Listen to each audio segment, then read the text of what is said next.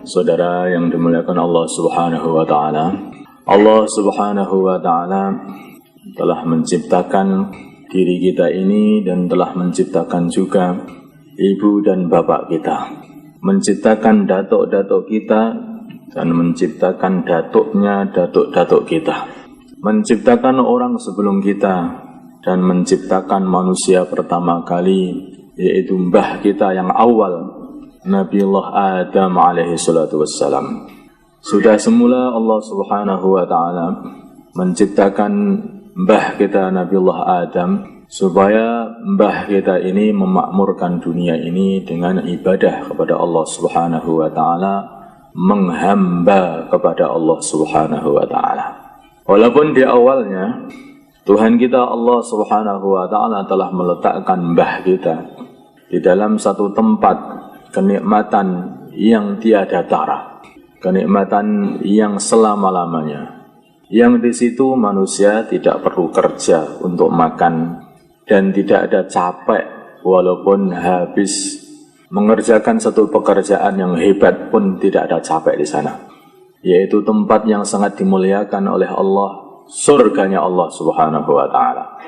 Di sanalah manusia pertama kali tinggal, di surganya Allah, supaya nanti anak cucu manusia pertama ini bisa mengingati bahwa tempat asal mereka itu adalah surga, bahwa dunia ini hanyalah tempat yang sementara saja, supaya anak cucu mereka faham dan ada rasa pengen kembali kepada tempat mereka yang asli. Semua orang yang meninggalkan rumahnya kemudian dia bepergian, maka selalu hatinya akan tersangkut dengan rumahnya. Hatinya selalu terpaut dengan rumah itu dan pengen kembali lagi. Banyak di antara mereka pergi haji, dan ini sebentar lagi juga bulan haji.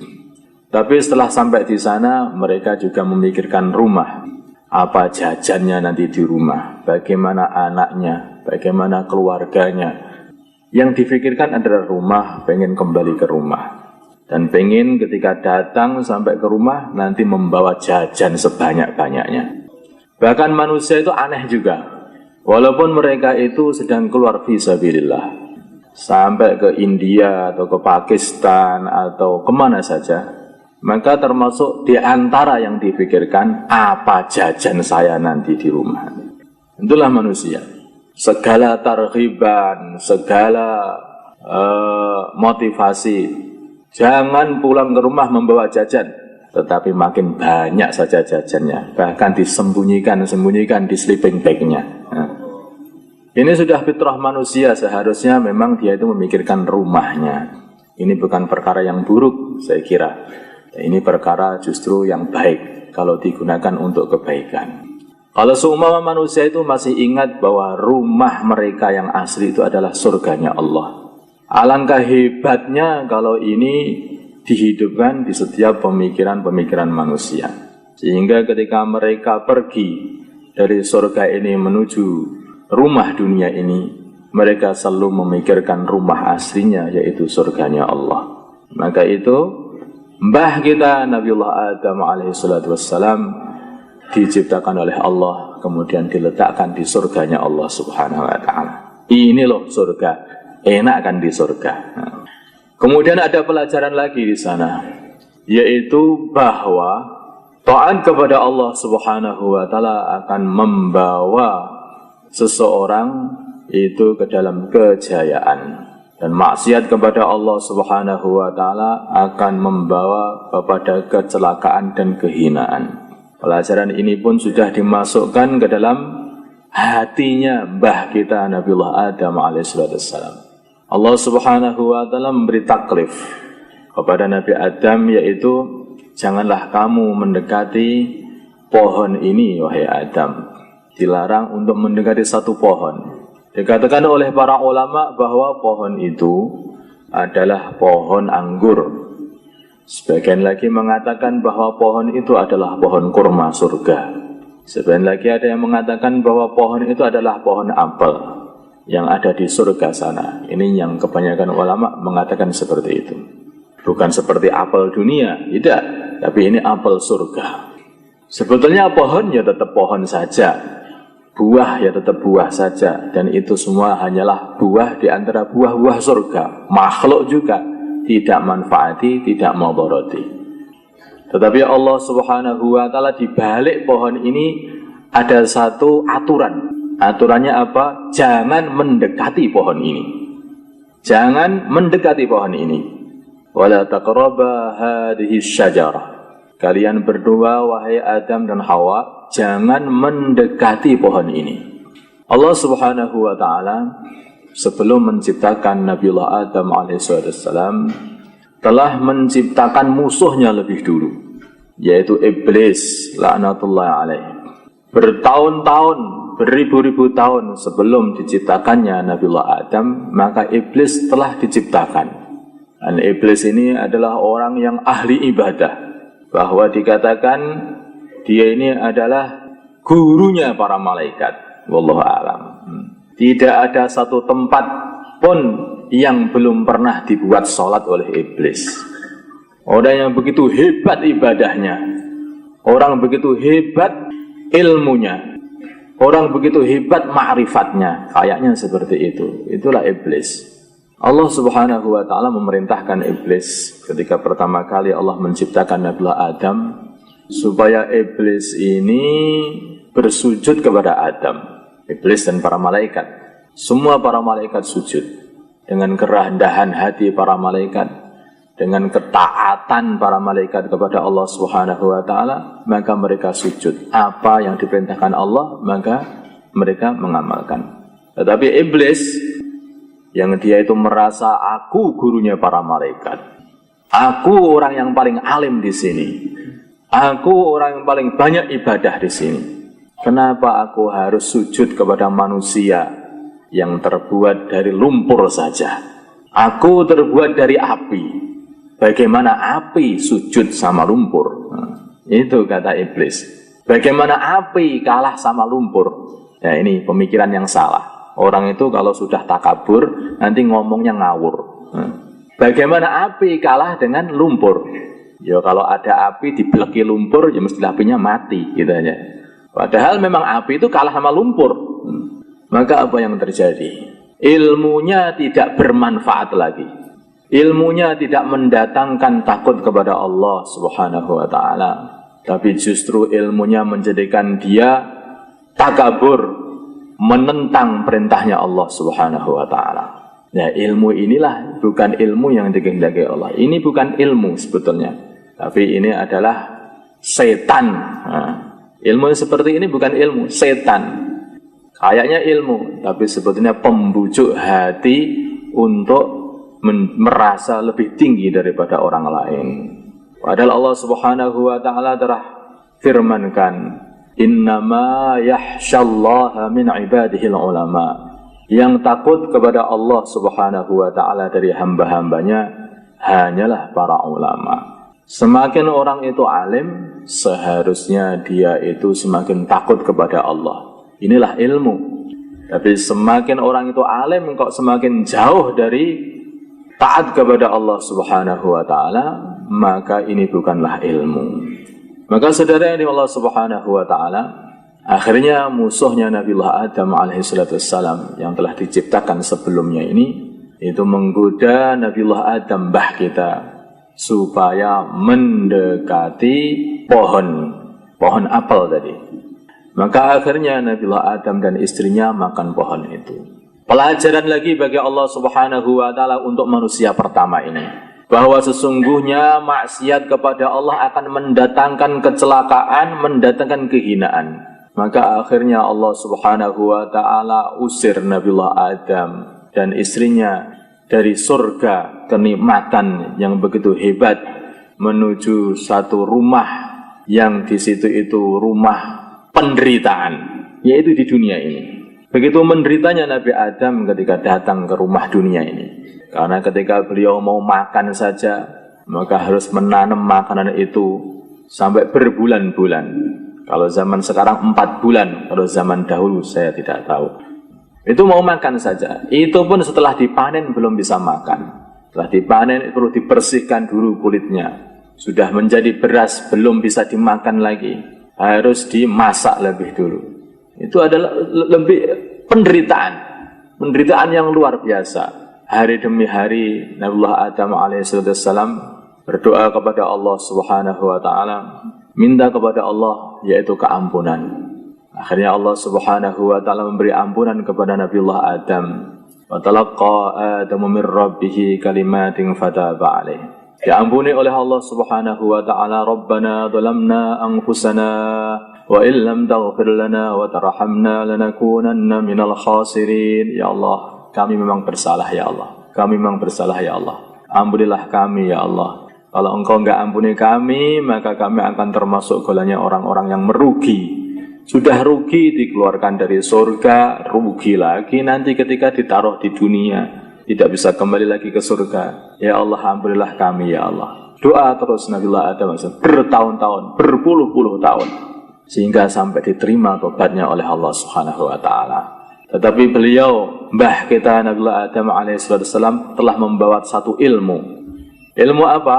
Taat kepada Allah mendatangkan kejayaan. Maksiat kepada Allah mendatangkan kehinaan. Ilmu ini telah diwariskan kepada anak cucu Nabiullah Adam alaihissalam. Semua anaknya dikasih tahu jangan bermaksiat kepada Allah, jangan bermaksiat kepada Allah terus. Maka sebagian ulama mengatakan bahwa Nabiullah Adam ini adalah Nabi yang diutus. Kepada siapa? Ya kepada turunan-turunan beliau, anak-anak beliau. Allah Subhanahu wa ta'ala yang maha kasih, yang maha memberi rahmat kepada hambanya, telah memberi janji-janji kepada mbah kita Nabiullah Adam alaihissalam dan anak cucunya, yaitu bila mana mereka yang tinggal di dunia ini mau kembali taat lagi kepada Allah Subhanahu wa ta'ala, maka Allah Subhanahu wa ta'ala akan memasukkan mereka ke dalam surganya Allah Subhanahu wa ta'ala. Allah sangat kasih kepada hamba-hambanya, sehingga Allah Subhanahu wa ta'ala memberi waktu-waktu, yaitu waktu diampuninya dosa-dosa. Bahkan Allah telah menciptakan satu pintu yang begitu lebar, pintu itu, yang tempatnya itu di arah negeri Syam sana. Pintu itu lebar sekali. Yang pintu itu ternyata pintu untuk menerima taubatnya para hamba. Setiap hari Senin dan setiap hari Kamis, Allah Subhanahu wa ta'ala mengampuni hamba-hambanya yang berdosa. Hari Senin dan hari Kamis, Allah Subhanahu wa ta'ala mengampuni hamba-hambanya yang berdosa. Amalan-amalan hamba di hari itu juga dinaikkan, dilaporkan kepada Allah Subhanahu wa ta'ala. Sehingga di hari Senin dan Kamis ini, baginda Nabi kita Muhammad sallallahu alaihi wasallam jarang sekali meninggalkan puasa. Baginda Nabi telah ditanya oleh Usamah bin Zaid, "Wahai baginda Nabi, kenapa engkau selalu puasa pada hari Senin dan Kamis?" Maka baginda Nabi katakan, hari Senin dan Kamis itu hari amalan-amalan dilaporkan kepada Allah Subhanahu wa ta'ala. Dan aku pengen ketika amalanku dilaporkan kepada Allah, maka aku dalam keadaan berpuasa. Ini baginda Nabi pengen memperlihatkan pengawulaane kepada Allah Subhanahu wa ta'ala. Padahal baginda Nabi ini adalah hamba yang dikatakan telah diampuni dosa-dosanya sebelum dilakukan dan setelah dilakukan. Baginda Nabi sholat sampai kakinya bengkak. Maka istrinya yang paling dicintai, yaitu Sayyidah Aisyah radhiyallahu taala anha, bertanya kepada baginda Nabi, "Wahai baginda Nabi, engkau ini adalah orang yang telah diampuni dosa-dosanya sebelum dilakukan dan setelah dilakukan. Tapi kenapa engkau beribadah begitu hebat sehingga kaki-kakimu bengkak?" Maka baginda Nabi mengatakan, "Afala akuna abdan syakura." Lah kalau sudah diampuni, apakah aku tidak akan menjadi hamba yang bersyukur? Sudah seharusnya aku bersyukur. Ini baginda Nabi. Kemudian Allah Subhanahu wa ta'ala menciptakan juga, memberi waktu. Allah memberi waktu lagi, yaitu waktu Ramadan, bulan Ramadan. Ramadan ini satu waktu yang Allah persiapkan untuk memberi kasih sayangnya, memberikan kasih sayangnya kepada hamba-hambanya. Di setiap hari ketika buka, maka hamba-hambanya akan diampuni oleh Allah. 60.000 hamba dibebaskan dari selama-lamanya masuk nerakanya Allah Subhanahu wa taala setiap hari. Nanti di akhir Ramadan, maka Allah Subhanahu wa taala akan melipat gandakan menjadi 30 kali. Di akhir Ramadan. Ini kasih sayangnya Allah kepada hamba-hambanya. Maka sampai baginda Nabi mengatakan rugi orang yang melewati Ramadan kok dosa-dosanya belum diampuni oleh Allah. Ketika orang itu sudah merasa, aduh Ramadan sudah kelewat, kemarin belum berdoa sungguh-sungguh, Allah Subhanahu wa taala masih ngasih waktu-waktu lagi. Ketika waktu sebelum terbenamnya matahari, ketika waktu sebelum terbitnya matahari, ketika waktu sahur, yaitu waktu di antara adzan dan iqamah, waktu setelah sholat fardu, itu adalah waktu-waktu untuk berdoa dan doa-doa akan dikabulkan oleh Allah Subhanahu wa taala. Tapi kadang-kadang manusia itu selalu lalai. Ketika datang habis asar menjelang terbenamnya matahari, maka yang paling enak adalah minum kopi. Ketika datang waktu sebelum munculnya matahari, terbitnya matahari, maka yang paling enak adalah bangkong tidur. Orang Jawa bilangnya bangkong. Bangkong itu sebetulnya kodok itu loh, kodok bangkong itu. Jadi orang kodok bangkong biasanya tidurnya waktu itu. Makanya orang yang tidur sebelum terbit matahari itu namanya bangkong itu. Bangkong itu kodok itu. Dia pakai ilmu kodok itu, nggak tahu itu buat kesaktian apa itu kan didapatkan nanti. Bukan kesaktian yang didapatkan. Yang didapatkan adalah ilmunya kodok bangkong tadi. Apa yang dipunyai kodok bangkong? Kemelaratan. Nggak punya duit, nggak punya apa-apa itu kodok bangkong. Maka para ulama mengatakan orang yang tidur sebelum terbitnya matahari, maka itu adalah tidur ailulah, tidur yang mendatangkan kemelaratan. Sedangkan orang yang mau kerja di waktu pagi, maka baginda Nabi kita Muhammad SAW mendoakan barokah. Barokah itu ada pada waktu pagi. Maka pagi untuk menghafal Al-Quran. Alhamdulillah santri-santri tahfidz di sini menghafal Al-Quran waktu pagi-pagi. Itu mendatangkan barokah. Barokah di akalnya mendatangkan kecerdasan. Barokah di ilmunya akan mendatangkan manfaat di dunia dan akhirat. Barokah di rizkinya, sehingga rizkinya juga bisa ditasarrufkan kepada hal-hal yang diridhai oleh Allah Subhanahu wa taala, tempat-tempat yang diridhai oleh Allah. Maka saudara yang dimuliakan Allah Subhanahu wa taala, kalau seseorang itu mengetahui kasih sayangnya Allah kepada dia, maka dia akan menjadi cintanya kepada Allah Subhanahu wa taala. Diceritakan satu pangeran. Pangeran ini mempunyai kesukaan yaitu berburu. Kalau sudah naik kuda, maka berburu dia, pakai panah berburu. Begitu asiknya dia itu berburu sampai masuk dalam di tengah hutan. Mendadak dia mendengarkan hatif, yaitu suara tanpa ada rupa. Ada suaranya, wahai Ibrahim, nama anak ini Ibrahim, untuk apa kamu mau dibuat di dunia ini? Maka dia bingung, suara apa itu? Hantu? Aku tidak takut hantu, katanya.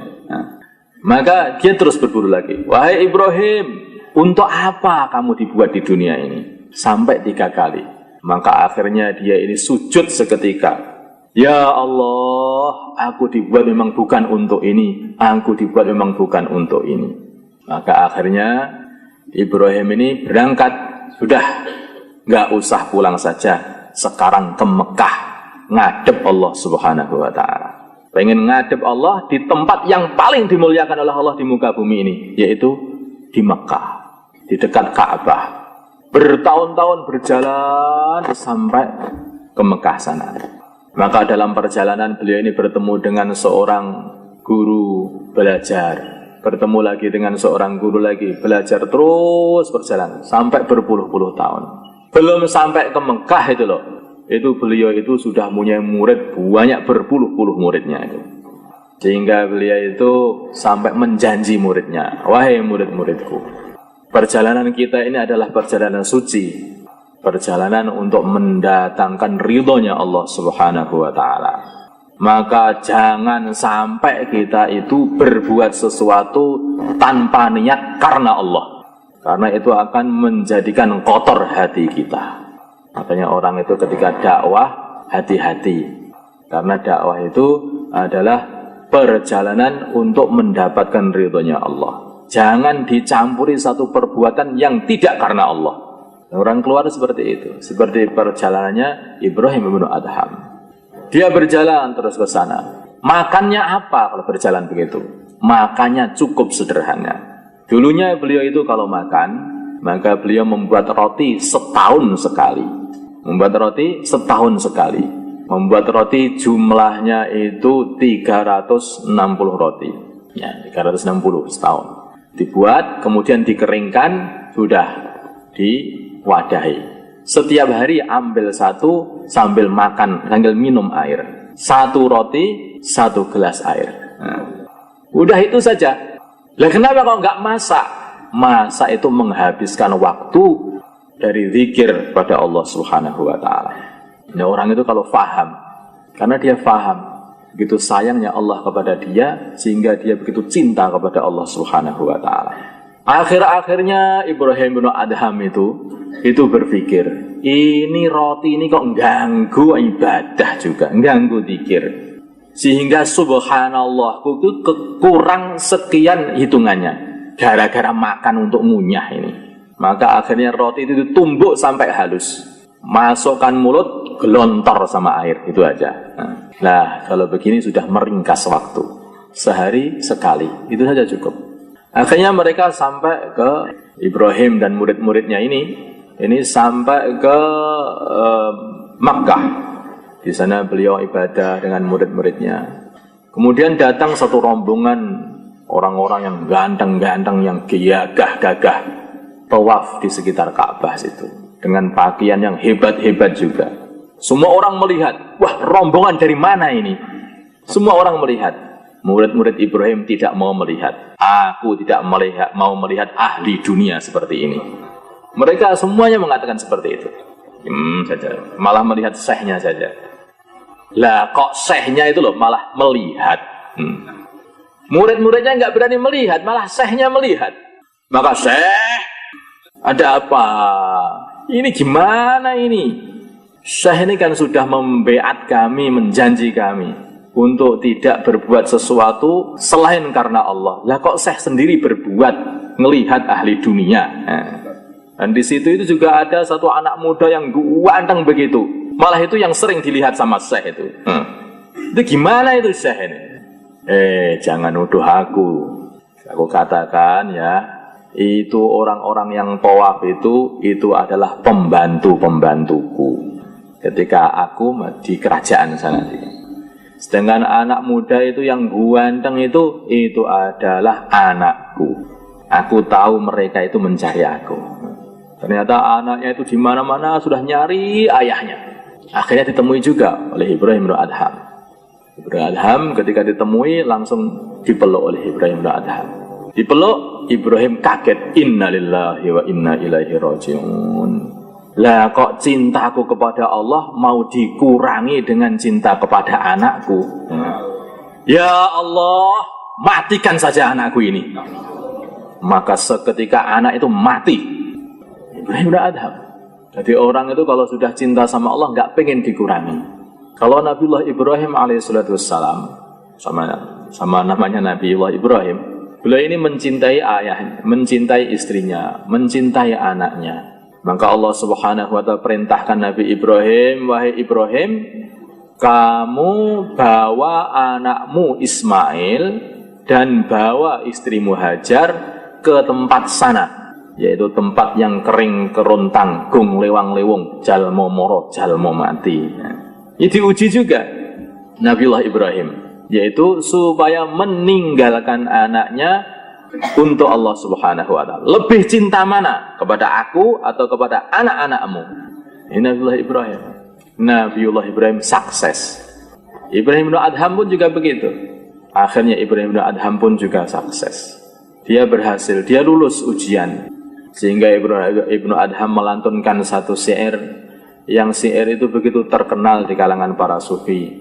Taraktul khalqa turran fi hawaka wa aitamtul ayyala kay araka law qatta'tani fil hubbi irba lama hannal fuadu ila siwaka. Ya Allah, telah aku tinggalkan makhluk semuanya untuk mendapatkan cintamu, dan aku jadikan anak-anakku menjadi anak-anak yatim supaya aku dapat melihat engkau ya Allah. Kalau engkau potong-potong tubuhku ini, kalau engkau potong-potong tubuhku ini ya Allah, maka hatiku sekali-kali tidak akan berpaling kepada selainmu. Jadi orang itu kalau sudah cinta betul itu, apapun yang terjadi pada dirinya, alhamdulillah, wong yang berbuat seperti ini Allah. Yang cinta kepada Laila itu bukan hanya Qais saja, bukan hanya Majnun Laila saja. Banyak yang mengaku cinta. Banyak laki-laki datang, Laila saya cinta kamu, Laila saya cinta kamu. Banyak yang berkata seperti itu. Laila bingung akhirnya, wahai orang-orang yang mengaku cinta kepada aku minta darah kalian. Maka semburat seketika itu orang, lari semua. Kalau darah ya tidak itu. Tinggal satu orang saja, yaitu Majnun Laila. Dia toreh lehernya, toreh tangannya, toreh kakinya, toreh semua anggota badannya. Kemudian darahnya diwadahi dengan satu wadah. Ini Laila, darahku untuk kamu. Kenapa kamu toreh seluruh tubuhmu seperti itu? Aku tidak tahu. Yang kamu minta itu darah leher, darah tangan, darah kaki, atau darah yang mana? Sehingga semua aku toreh. Yang penting kamu ridho sama aku. Aku terima cintaku ini. Nah, ini kalau orang itu cinta itu seperti itu. Loh, katanya cinta Allah baru keluar 4 bulan, udah ngempet, enggak karu-karuan itu polahnya itu udah molah itu. Nah, seperti ikan diracun itu kan. Ini manusia apa ini? Nah, tunjukkan cinta kita kepada Allah Subhanahu wa taala. 40 hari itu saja belum diwapsi sudah lingak-lingu pengen mulai hae gitu. Baru 40 hari. Kalau hubungan kita dengan Allah Subhanahu wa taala itu baik, maka hubungan manusia mau apapun sudah enggak usah kita pikirkan. Wong yang membuat manusia itu baik sama aku kok. Ya laitama baini wa bainaka amiru wa baini wa bainal alamin kharabu ila idza sahha minkal wuddu fal kullu hayyinu wa kullu ma fawqa turabi turabu. Walaupun hubunganku dengan semua alam itu buruk, tetapi asal hubunganku dengan engkau ya Allah baik, maka tidak apa-apa. Karena semua yang ada di bumi ini hakikatnya hanyalah debu belaka. Jadi orang itu yang penting hubungannya dengan Allah. Yang penting Allah cinta sama aku. Tetapi kita tidak akan mendapatkan cintanya Allah Subhanahu wa ta'ala kecuali dengan ittiba'u sunnati Rasulillah. Mengikuti sunnahnya baginda Nabi kita Muhammad sallallahu alaihi wasallam. Qul in kuntum tuhibbunallah fattabi'uni yuhibbukumullah wa yaghfir lakum dzunubakum. Katakanlah wahai Muhammad, kalau kalian semua mengaku cinta kepada Allah, fattabi'uni, maka ikutlah aku. Orang semedi terus enggak salat, enggak wudu, enggak kencing, enggak berak. Jadi seperti itu. Buat apa kamu itu seperti itu? Nguyuh ngenggon ngising ngenggon ning kono kuwi. Iki kena cinta ning Allah, ora cinta ning Allah kowe iki. Kamu telah ditipu oleh setan. Orang ngaku cinta sama Allah, terus membuat model-model tidak mengikuti sunnahnya baginda Nabi, itu ditipu setan. Ditipu setan. Kalau ngaku cinta kepada Allah, baginda Nabi yang diikuti. Sunnah baginda Nabi yang diikuti. Fattabi'uni, ikutlah aku. Amalkanlah sunnah-sunnahku, sunnahnya baginda Nabi kita Muhammad sallallahu alaihi wasallam. Yuhibbukumullah wa yaghfir lakum dzunubakum. Maka Allah Subhanahu wa taala akan mencintai kalian dan akan mengampuni dosa-dosa kalian. Maka kita tunjukkan cinta kita kepada Allah. Korbankan ini untuk cinta kepada Allah. Korbankan ini untuk selalu. Tinggalkan keluarga karena cinta kepada Allah. Tinggalkan anak, cinta kepada Allah. Semoga kalau Allah cinta kepada kita, maka akhirnya juga anak-anak kita, anak cucu kita akan mendapatkan barokahnya. Ketika Nabiullah Ibrahim alaihissalam meninggalkan istrinya, meninggalkan anaknya demi cintanya kepada Allah Subhanahu wa taala, maka bukan hancur anaknya, bukan hancur istrinya, tetapi malah dibarokahi anak-anaknya, putra-putranya. Maka tidak ada anak cucu yang lebih barokah melebihi anak cucu Ibrahim alaihissalam. Begitu hebatnya barokah yang diberikan oleh Allah Subhanahu wa taala kepada anak cucu Nabi Ibrahim, sehingga Nabiullah Muhammad sallallahu alaihi wasallam memerintahkan kita setiap salat untuk mengucapkan satu salawat, doa kepada baginda Nabi, supaya baginda Nabi dan anak cucunya dibarokahi seperti halnya Nabi Ibrahim dan anak cucunya dibarokahi. Coba, wa barik ala sayyidina Muhammad wa ala ali sayyidina Muhammad kama barakta ala sayyidina Ibrahim wa ala ali sayyidina Ibrahim. Barokah. Tidak ada nabi setelah Nabi Ibrahim, kata para ulama, kecuali mesti dari keturunannya Nabi Ibrahim alaihissalam. Sehingga kebaikan di seluruh dunia itu diborong semua sama Nabi Ibrahim. Karena apa itu? Berani meninggalkan yang dicintai, bakal yang sangat dicintai, demi yang paling dicintai, Allah Subhanahu wa ta'ala. Sudah lama nggak punya anak. Akhirnya dikasih anak. Anak masih bayi. Itu pun disuruh dibuang di tengah hutan. Nah, untuk siapa? Untuk Allah. Dat yang paling dicintai. Akhirnya lulus. Nabiullah Ibrahim lulus. Akhirnya Nabiullah Ibrahim alaihissalam dijadikan sebagai imamnya umat manusia. Inni ja'iluka linnasi imama. Qala wa min dzurriyyati qala la yanalu ahdi adh-dhalimin. Aku jadikan kamu wahai Ibrahim sebagai pimpinannya umat manusia. Maka Nabi Ibrahim menambah, ya Allah, anak cucuku pun engkau jadikan sebagai pimpinannya umat manusia. Allah Subhanahu wa ta'ala menjawab, orang-orang yang zalim tidak akan mendapatkan janjiku ini. Apakah zalim itu? Zalim itu menempatkan perkara tidak pada tempatnya. Itu namanya zalim. Jadi intinya apa? Semua pembicaraan ini taat kepada Allah, walaupun kelihatannya itu berbahaya, itu mendatangkan kejayaan. Maksiat kepada Allah, walaupun kelihatannya itu kejayaan, tapi mendatangkan kehinaan. Allah sudah mencontohkan kepada kita seperti maksiatnya iblis, laknatullah alaih. Ketika dia itu maksiat, membangkang perintahnya Allah Subhanahu wa taala, akhirnya dia pun juga diusir dari kalangan para malaikat. Bukan hanya itu saja, ketika dia sudah diusir sampai ke dunia ini, maka iblis, tidak ada orang Islam yang menyebut iblis mesti akan menyebut dengan sinis atau menyebut dengan kehinaan, atau dibuat menjadi nama untuk orang-orang yang buruk. Kamu itu iblis, maksudnya kamu itu orang jelek gitu. Itu iblis, hina di dunia dan nanti hina juga di akhirat. Hasilnya seperti itu. Firaun berpikir bahwa dengan kemaksiatan itu akan mendatangkan kejayaan. Kemaksiatan akan mendatangkan kejayaan. Bukan kejayaan yang dia dapatkan, tapi kebinasaan yang didapatkan. Diperingatkan oleh Allah bahwa kerajaannya itu akan ditumbangkan oleh seorang bayi, seorang anak dari Bani Israel. Bukan dia tobat kepada Allah, ya Allah, sekarang saya tobat. Ya Allah, sekarang saya tobat. Tidak. Tetapi malah dia berbuat lebih maksiat lagi. Semua bayi Bani Israel yang laki-laki sembelih semua. Kesalahan diselesaikan dengan kemaksiatan. Maka akhirnya apa?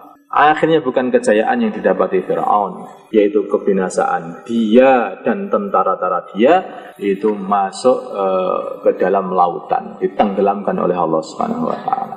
Tenggelamkan oleh Allah. Maksiat tidak akan mendatangkan penyelesaian. Satu raja yang besar, raja yang hebat sekali, yang kerajaannya itu sudah dibangun 1000 tahun sebelumnya, yaitu kerajaan Persia. Datang suratnya baginda Nabi kita Muhammad sallallahu alaihi wasallam. untuk mengajak raja ini menyembah Allah Subhanahu wa taala, jangan menyembah matahari. Tetapi raja ini menanggapi surat ini dengan kemaksiatan. Maka surat itu dirobek. Bukan hanya itu saja, surat itu dirobek, malah dia itu mengirimkan utusan untuk merangket Rasulullah sallallahu alaihi wasallam. Datangkan utusan itu. Akhirnya utusan datang ke Mekah. Sampai Mekah, baginda Nabi telah hijrah ke Madinah. Akhirnya utusan itu datang ke Madinah. Ringosnya itu sak jempolan sikil. Apa itu? Sak jempol kaki itu, ringosnya itu. Agar dia, baginda Nabi mengatakan, "Hei, siapa yang memerintahkan kamu berpenampilan seperti ini?" Maka mereka katakan, "Yang memerintahkan aku untuk membesarkan beringosku ini adalah Tuhan kami." Maksudnya Kisra, raja mereka. Maka baginda Nabi mengatakan, "Kalau Tuhanku memerintahkan aku untuk memanjangkan jenggot dan memotong kumis," kata baginda Nabi, "apa hajatmu? Aku datang ke sini diperintah oleh rajanya raja untuk menangkap kamu." Maka baginda Nabi mengatakan, "Oh ya, kamu istirahat dulu, besok aku temui." Besoknya ditemui oleh baginda Nabi. "Ya, bagaimana? Kamu siap? Aku kasih kabar saja, sekarang Tuhanmu telah dibunuh sama Tuhanku." "Bagaimana kamu bisa berkata seperti itu?" "Ya, dia mati tanggal sekian, bulan sekian, jam sekian," ditunjukkan semua kepada baginda Nabi, oleh baginda Nabi kepada mereka. Mereka pulang, apa yang dikatakan baginda Nabi sama persis. Maka apa? Kemaksiatan tidak akan mendatangkan kejayaan. Kemaksiatan justru akan mendatangkan kehinaan. Maka saudara yang dimuliakan Allah Subhanahu wa taala, untuk semua ini dan melatih diri kita berkorban demi cinta kita kepada Allah Subhanahu wa taala, siapa yang siap keluar di jalannya Allah Subhanahu wa taala 4 bulan 40 hari, silahkan. Monggo.